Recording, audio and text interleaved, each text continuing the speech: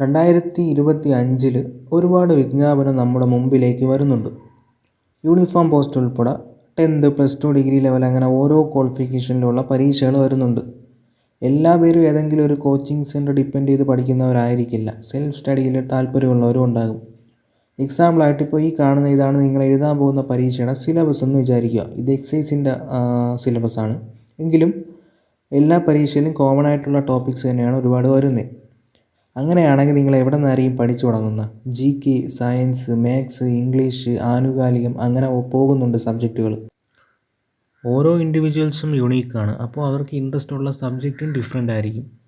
നമുക്ക് പെട്ടെന്ന് പഠിച്ചെടുക്കാൻ പറ്റുന്ന ടോപ്പിക്സ് അല്ലെങ്കിൽ സബ്ജക്റ്റ് ഏതാണോ അത് ആദ്യമേ പഠിച്ച് പോയി കഴിഞ്ഞാൽ ഒരു കോൺഫിഡൻസ് ഉണ്ടാക്കി തരും.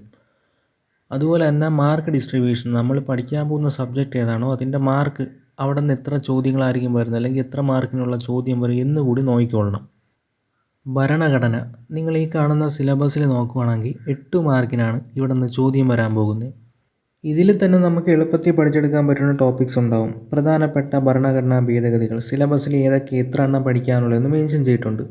ഇപ്പോൾ എക്സാമ്പിളായിട്ട് 42 എടുത്തു കഴിഞ്ഞാൽ നമുക്ക് പോയിൻ്റ് വൈസ് ആയിട്ട് പഠിക്കാൻ പറ്റും. മിനി കോൺസ്റ്റിറ്റ്യൂഷൻ എന്നറിയപ്പെടുന്നു.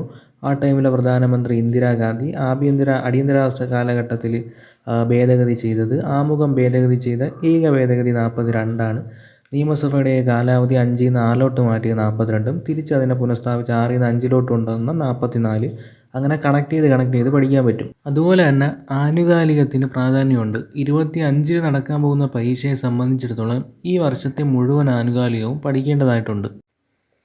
പിന്നെ വരുന്ന മാത്സ്, ഇംഗ്ലീഷ്, മലയാളം. ഇതിൽ ഇംഗ്ലീഷ്, മാത്സ്, മലയാളമൊക്കെ പ്രീവിയസ് ക്വസ്റ്റ്യൻസ് വർക്കൗട്ട് ചെയ്ത് പോകുന്നത് നല്ലതാണ്. മാത്സൊക്കെ ഒരു റാങ്ക് ഫയൽ ഡിപ്പെൻഡ് ചെയ്ത് നമ്മൾ വർക്കൗട്ട് ചെയ്തിട്ട് ക്വസ്റ്റ്യൻ പേപ്പർ നോക്കിക്കഴിഞ്ഞാൽ ചോദ്യം തമ്മിൽ ഒരു ബന്ധവും ഇല്ലാത്ത പോലെയൊക്കെ തോന്നും. അപ്പോൾ പ്രീവിയസ് ക്വസ്റ്റ്യൻസ് വർക്കൗട്ട് ചെയ്ത് പോയി കഴിഞ്ഞാൽ ചോദ്യം വരുന്ന രീതി എങ്ങനെയാണെന്ന് മനസ്സിലാവും. എന്നിട്ട് നമുക്ക് അതിൽ ഇക്വേഷൻ അപ്ലൈ ചെയ്യുന്നതും ഷോർട്ട് കട്ട് കാര്യങ്ങൾ പഠിക്കാൻ പറ്റും. പിന്നെ എക്കണോമിക്സ് നോക്കിക്കഴിഞ്ഞാൽ അതിൽ നമുക്ക് എളുപ്പത്തിൽ പഠിച്ചെടുക്കാൻ പറ്റുന്ന ടോപ്പിക്സ് വരുന്നുണ്ട്. പഞ്ചവത്സര പദ്ധതി, പ്ലാനിംഗ് കമ്മീഷൻ, നീതി ആയോഗ് അങ്ങനെ പോകുന്നുണ്ട്. പഞ്ചവത്സര പദ്ധതിയൊക്കെ നമുക്ക് പോയിൻ്റ് വൈസായിട്ട് പഠിച്ചെടുക്കാവുന്നതേ ഉള്ളൂ. എളുപ്പത്തിൽ പഠിച്ചെടുക്കാൻ പറ്റും. പിന്നെ SCERT പഠിക്കുമ്പോൾ SCERT ടെക്സ്റ്റ് ബുക്കിൽ ഏതൊക്കെ ചാപ്റ്റർ ആ സമയത്ത് ഫോളോ ചെയ്യണമെന്നുള്ളത് നമ്മൾ മുമ്പ് വീഡിയോ ചെയ്തിട്ടുണ്ട്. GKയിലും സയൻസിലുമാണ് കൂടുതലായിട്ട് സ്കിപ്പിംഗ് നടക്കുന്നത്. പക്ഷേ നമ്മളെ സംബന്ധിച്ചിടത്തോളം നോട്ടിഫിക്കേഷൻ ഉൾപ്പെടെ വരാൻ പോകുന്നേ ഉള്ളൂ. അപ്പോൾ ടൈമുണ്ട്. കഴിവതും സിലബസ് കവർ ചെയ്യാൻ നോക്കുക. പ്രധാനപ്പെട്ട ഏരിയ, കൂടുതൽ ചോദ്യങ്ങൾ വരുന്ന ഏരിയ ഏത് അത് മാത്രം പഠിക്കാം എന്നുള്ള മൈൻഡ് സെറ്റ് മാറ്റിയിട്ട് സിലബസ് കവർ ചെയ്യാൻ നോക്കുന്നതായിരിക്കും ബെറ്റർ ഓപ്ഷൻ.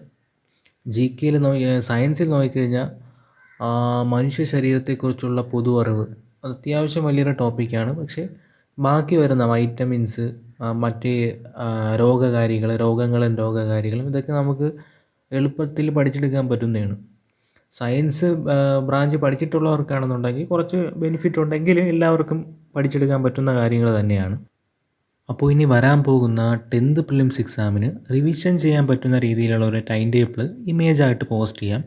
അതുപോലെ തന്നെ ആനുകാലികവും ക്വിസ് അല്ലാതെ 5-10 ചോദ്യം ഒറ്റ ഫോട്ടോയിൽ വരുന്ന രീതിക്കുള്ള ഫോട്ടോസ് അപ്ലോഡ് ചെയ്യാം. അതായിരിക്കും എളുപ്പം. കാരണം അടുത്ത മാസം 28 മറ്റോ 10th പ്രിലിംസ് പരീക്ഷ തുടങ്ങുവാണ്. അപ്പോൾ ആനുകാലികം പഠിച്ച് പോകണം. അതുപോലെ ടൈം ടേബിൾ അനുസരിച്ച് റിവിഷൻ ചെയ്ത് പോകുന്നത് നല്ലതായിരിക്കും. പിന്നെ ഉള്ളത് CPO പരീക്ഷയൊക്കെ എഴുതാൻ പോകുന്നവർ ശ്രദ്ധിക്കേണ്ടത് അതിൻ്റെ സ്പെഷ്യൽ ടോപ്പിക്കിലൊക്കെ വ്യത്യാസം വന്നിട്ടുണ്ട്.